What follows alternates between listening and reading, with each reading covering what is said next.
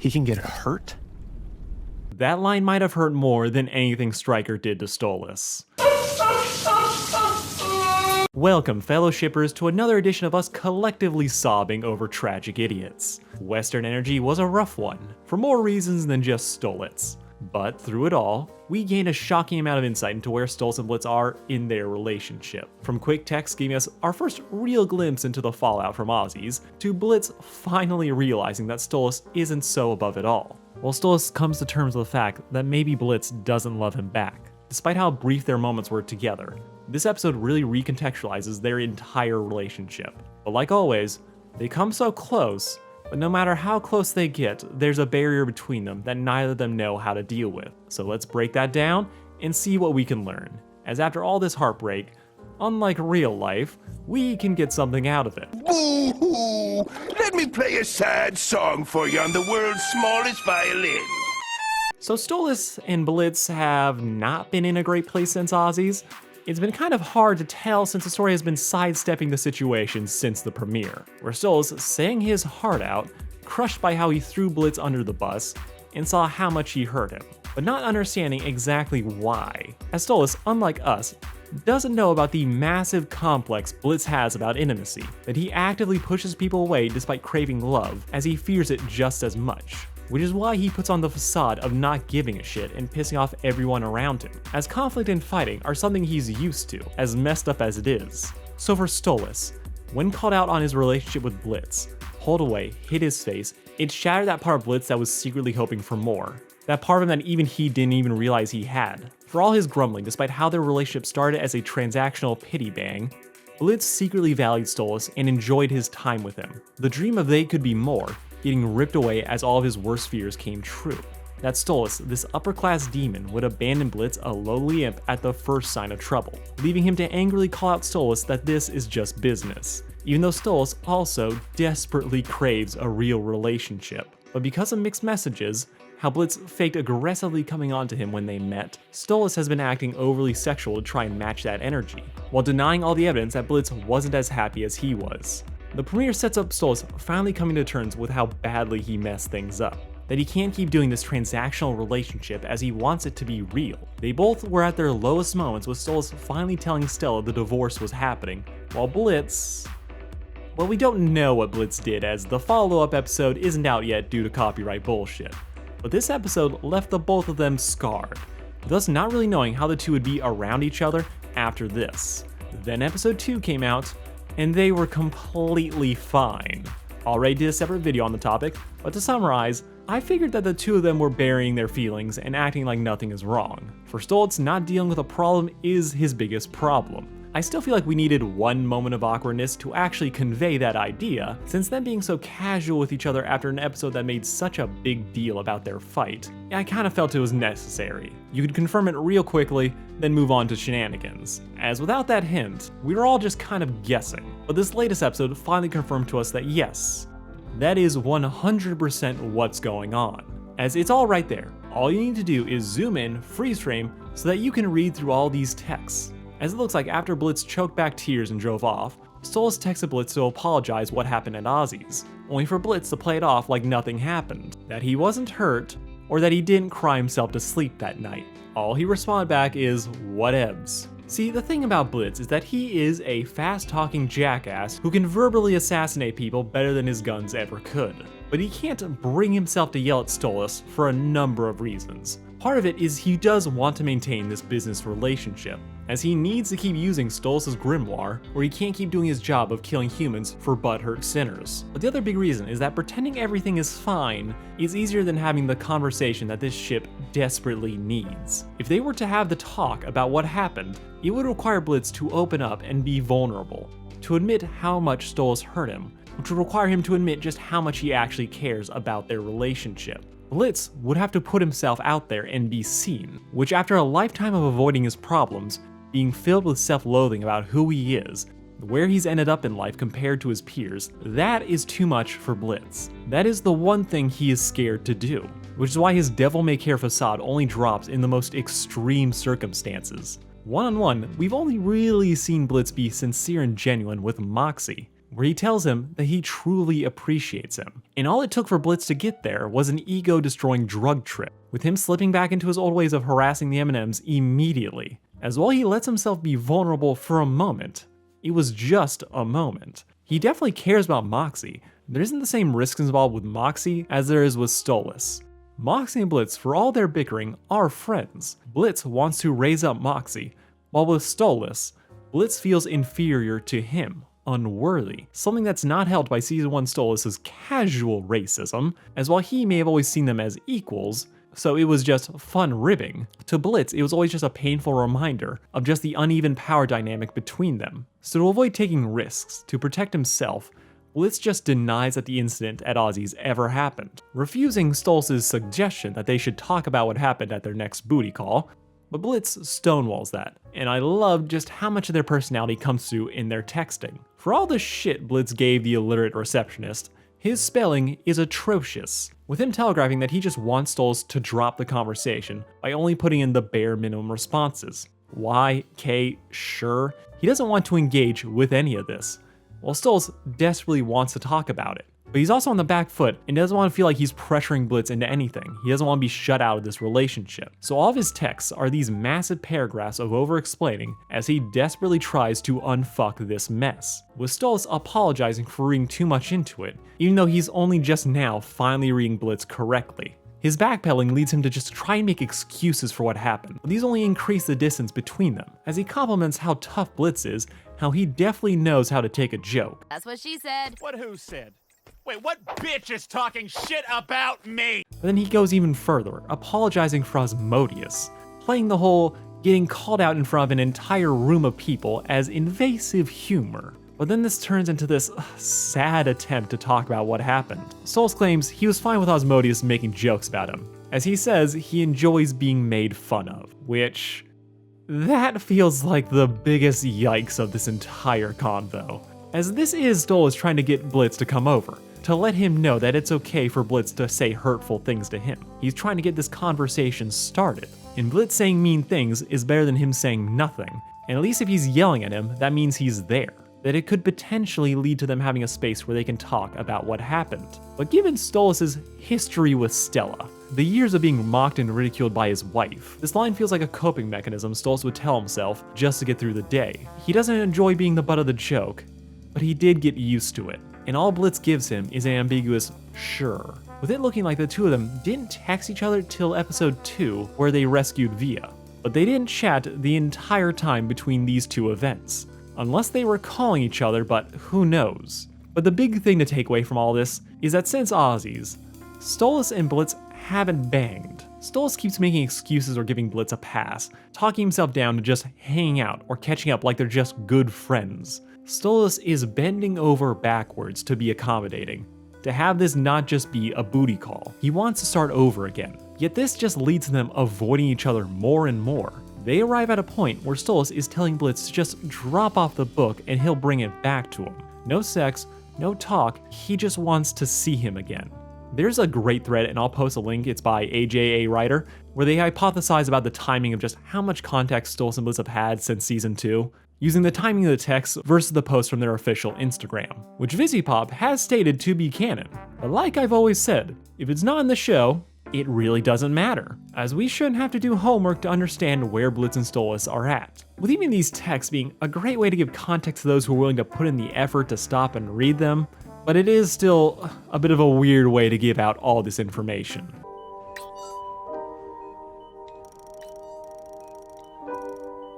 Yeah, it's that quick. It's better than nothing, and it does confirm what we've already guessed. Blitz and Stolas are pussyfooting around what happened at Ozzie's. No one is brave enough to put themselves out there and be honest where they want this relationship to go. Instead, cling to the illusion that everything is okay as they drift further apart. Oh dear, this is worrisome. But let's talk about what we actually got from this episode besides those texts. So in spite of all the drama going on with Stolas' divorce, it looks like he's trying to make good on his plans to end the deal between him and Blitz. He gets a reminder on his phone about a potential deal with Asmodeus, most likely trying to get his hands on an Asmodean crystal as foreshadowed in the premiere, as this crystal is a magical device that Asmodeus gives to his succubitches to let them go to Earth. Stolas seemingly wants to end the deal, give Blitz the crystal so that he no longer has to feel obligated to deal with Stolas. with Stolas tentatively seeing just how things are going to play out from there, as he still wants to be in a relationship with Blitz. He's in love with him, but he recognizes now that what they've been doing isn't working, and he doesn't want to make Blitz feel like he has to be with him just so that he can use the book. This plays into how he's been letting Blitz use it without the usual monthly banging. But as we see, they're still not doing great, even if they are in a little bit better place since the Via fiasco. When Stolas gets kidnapped by Stryker, the first thing he does is call Blitz, and he's using his pet name again. I'm sorry it's a bad time yet again, Blitzy, but I seem to have found myself in a bit of a sitch. Blitz is not too perturbed to be talking with Stolas, just saying this is a bad time again, with him trying to take Luna to go get a shot. Stolas, to this point, is not sweating being kidnapped. He is bound in a blessed rope, so he can't use his powers. He's put it together that Stella hired Stryker to kill him. Yet in spite of all of the massive red flags that he's in danger, Stolas believes everything is gonna be fine. He's fine. Big talk, but just that. Instead, he sees this as an opportunity for Blitz to swoop in and save him. Which, just besides the fact that Stolas is desperate to see Blitz again, rescue romance is very much Stolas' kink, with him only beginning to realize that his life is at risk when Stryker takes a phone and mocks Blitz. He's not panicking, but he realizes that this isn't all shits and giggles like Lululand. Blitz handles me rougher than that in bed. Now there is something tragic in how absolutely certain Stolas is that Blitz is going to rescue him, never for a moment giving in to Stryker even when he's being tortured. And if it wasn't for Stella calling off the hit, Stolas' last words would have been Blitz. Any last words, Goetia? Blitz. Will.